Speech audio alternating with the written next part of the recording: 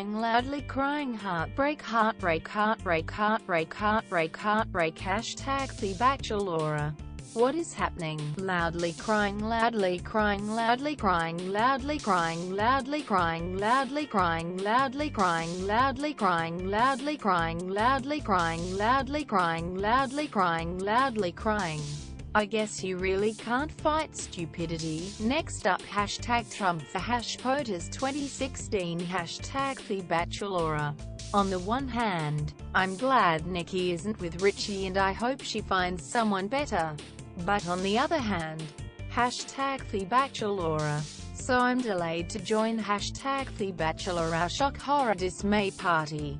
But, Alex, really? Hashtag Team Nikki astonished face.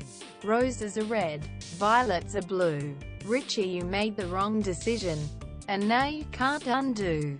Hashtag the Bachelor. Richie, there's still time to do a Blake and dump the winner to go for the runner-up. There's still time.